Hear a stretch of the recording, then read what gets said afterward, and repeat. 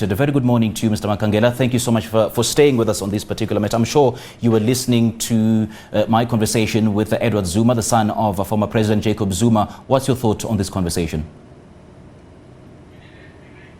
Well, by their very nature, if there is any finding that is made against you, it's normal that you resist.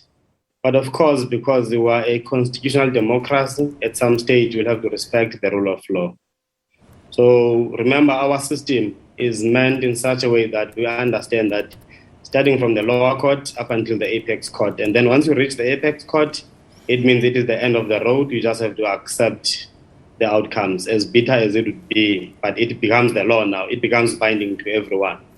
Because this was the last opportunity that the former president was exploring to ensure that he remains outside the prison.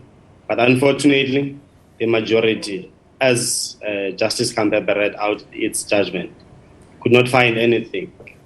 Remember, they say, in terms of Rule 42, at first he was relying on the absence. They say, well, it does not mean he must be physically absent.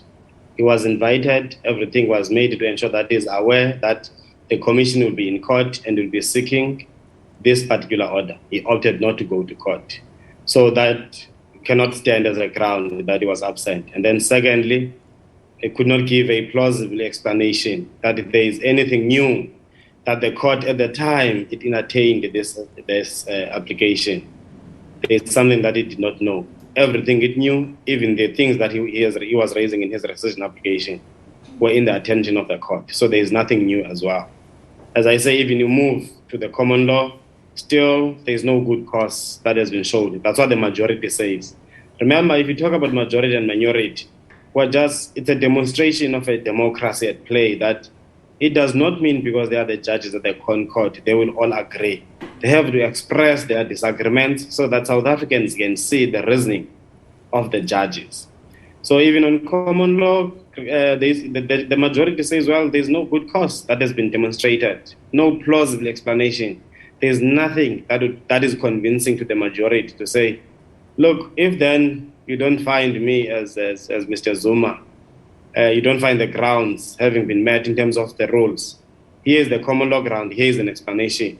They say, well, you declined to participate at your own peril.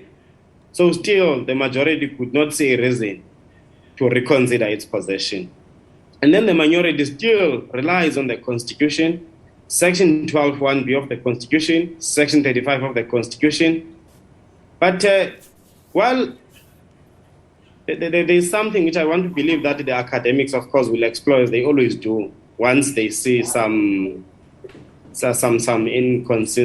inconsistencies. The majority says we are not obliged to interpret, to consider the international instruments.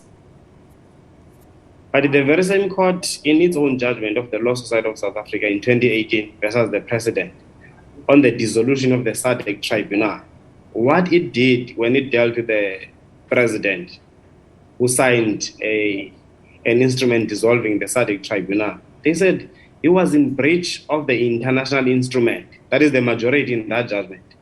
And then the minority in that judgment says, no, we're not obliged to consider international instrument.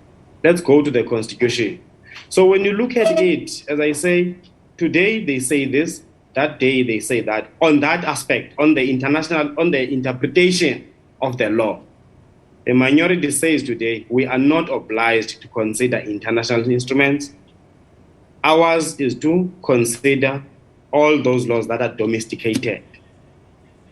But in that judgment, it considered the international instruments. And then the minority there said, no, don't go there. But remember, the law in that judgment, it is the majority interpretation. So hence I say, even the academics, of course, will come into play to say we need now the consistencies on this aspect. We just need to circle this aspect. What is it that the court must do? Just a quick one, Mr. Makangela, before I let you go. I mean, on the issue of finality, which Justice Sisi Khampepe touched on quite prominently in her judgment, it's a guiding principle of common law that once a matter is decided, it becomes final. So do you then reckon from a legal perspective that Mr. Zuma was misguided on the issue of finality of litigation, as you know that it isn't in the public interest that a matter needs to be brought to finality?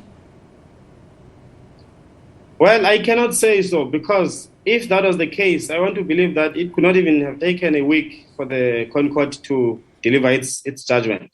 It means really there were issues that they needed to consider as well. They needed to relook if indeed, is there anything new that he brought? In fact, is there anything new that he brought to their attention that it was not there initially? So I cannot say he was misled. It's an avenue that was available. Remember, this was the first of its own kind. There were many who commented that it was never there before. However, the rules provide for it. So in terms of Rule 29 of the Concourt rules, it imports Rule 42, of course, as augmented when necessary.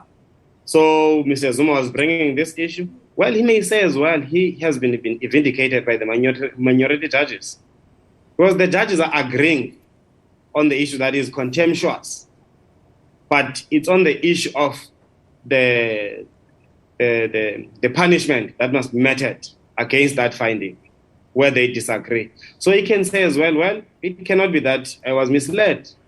Minority has vindicated me, because it says really the judgment itself is unconstitutional, as he has been relying on in his argument in court.